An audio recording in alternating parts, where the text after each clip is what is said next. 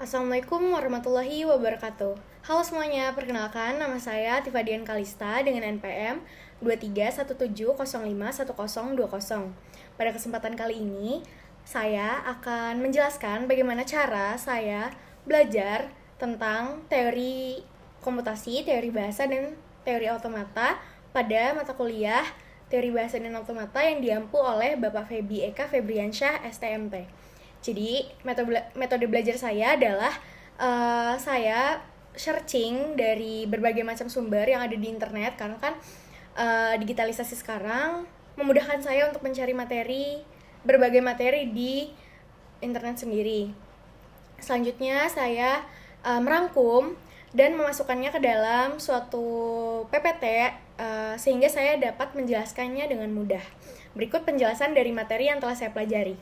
Nah, ini salah satu website yang saya temukan untuk mempelajari mengenai materi yang akan saya bahas setelah ini.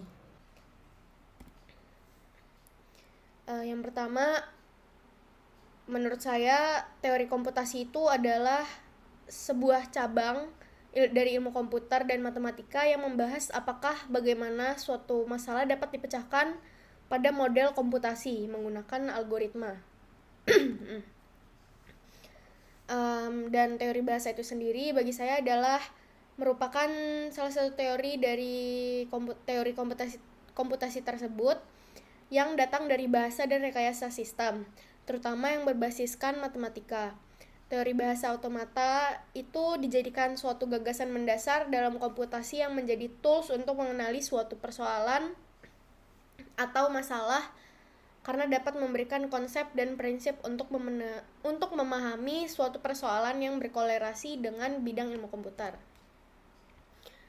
Nah, untuk otomata sendiri, otomata itu suatu sistem yang terdiri atas sejumlah berhingga state, di mana state-nya itu menyatakan informasi mengenai input. Otomata dianggap sebagai mesin otomatis yang merupakan suatu model matematika dari suatu sistem yang menerima input dan menghasilkan output. Nah, jadi hubungan antara bahasa dan otomata itu bahasa dijadikan sebagai input dari suatu mesin, dan selanjutnya mesin otomata akan membuat keputusan yang mengindikasikan apakah input itu diterima atau tidak. Jadi yang saya dapat setelah saya pelajari mengenai teori komputasi, teori bahasa, dan apa itu otomata sendiri, jadi pertama-tama muncullah ide gagasan yang mengenai cara menyelesaikan suatu masalah menggunakan algoritma dan bahasa komputer. Setelah itu muncullah teori bahasa, di mana kita menciptakan sebuah bahasa yang dapat dimengerti oleh sang device untuk melakukan sesuatu yang kita inginkan. Jadi kita sebagai sender itu berusaha untuk menyampaikan suatu hal kepada device atau kepada receivernya menggunakan bahasa ini sendiri. Karena komputer itu tidak mengerti bahasa dari manusia, maka diciptakanlah bahasa rekayasa itu sendiri.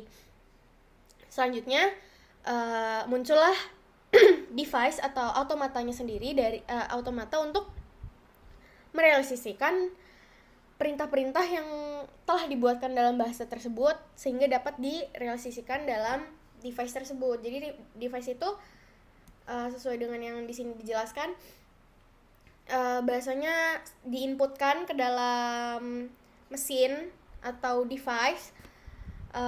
Jadi mesin itu akan mengelola bahasa itu, inputan itu menjadi apakah diterima atau tidak diterima, apakah akan menghasilkan output ataupun tidak.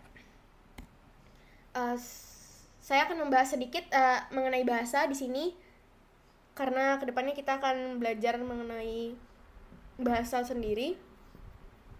Di sini ada 4, yaitu bahasa regular type 3. Di sini mesin otomatanya berupa finite state automata atau FSA, meliputi deterministic finite automata atau DFA dan non-deterministic finite automata atau NFA.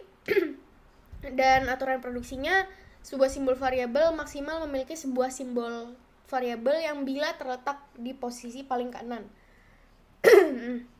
Selanjutnya ada konteks free atau bebas konteks. Type 2 dia di sini mesin otomatanya push down automata atau PDA, dan aturan produksinya berupa sebuah simbol variabel. Selanjutnya ada konteks sensitif yaitu type 1. Mesin otomatanya linear bounded automata. Di sini aturan produksinya saya kurang mengerti, nanti mungkin kedepannya akan saya pelajari lebih lanjut lagi ya. Selanjutnya ada unrestricted atau natural language type 0. Di sini mesin otomatanya menggunakan mesin Turing dan aturan produksinya tidak ada batasan. Sekiranya itu yang dapat saya sampaikan. Apabila ada salah kata mohon dimaafkan. Wabillahi taufiq wal hidayah. Wassalamualaikum warahmatullahi wabarakatuh. Terima kasih.